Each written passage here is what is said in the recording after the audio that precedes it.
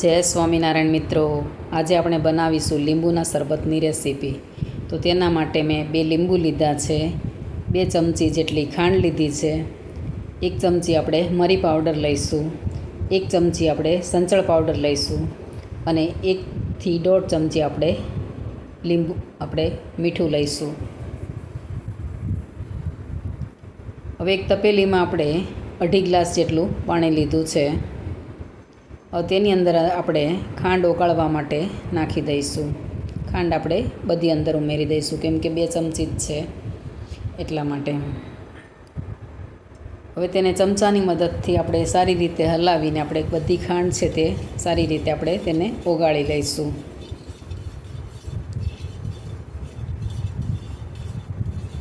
તો આપણી ખાંડ છે તે હવે ગળી ગઈ છે.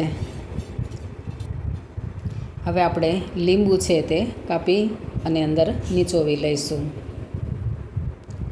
બંને લીંબુ આપણે કાપી લઈશું. જરૂર પૂરતા આપણે અંદર ઉમેરીશું.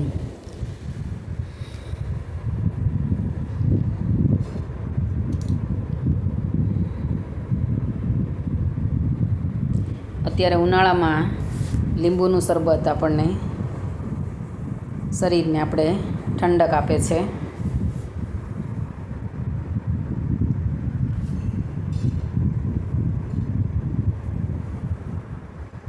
અને આપણા શરીરમાં પણ એનર્જી રહે છે લીંબુ શરબતથી.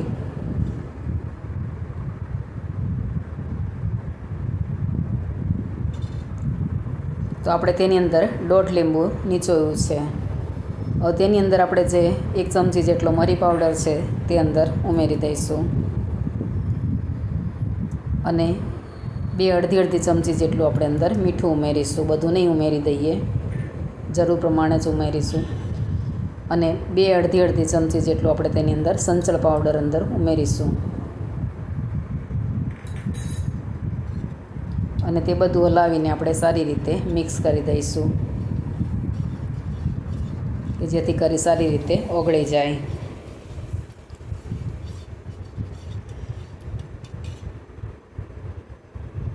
હવે જે અડધું લીંબુ વધ્યું છે તેની આપણે 2 પતલી આપણે સ્લાઈસ કરી લઈશું ગ્લાસમાં આપણે લગાવવા માટે. તો આવી રીતે 2 પતલી સ્લાઈસ કરી લઈશું.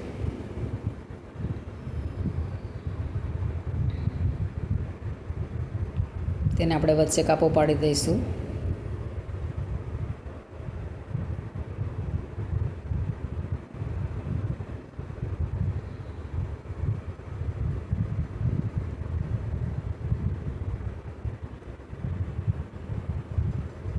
તો આપણે 2 થી 3 બરફના અંદર ટુકડા નાખી અને આપણે તેને સારી રીતે હલાવી લઈશું, બરફ ઓગળી જાય ત્યાં સુધી.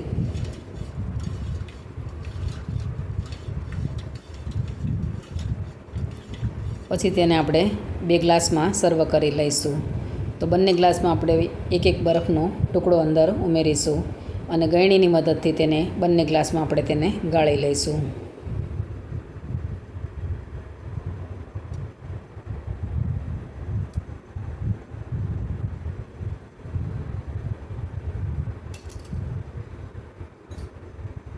તેની ઉપર આપણે લીંબુની જે આપણે સ્લાઈસ છે તે લગાવી દઈશું ગાર્નિશ માટે.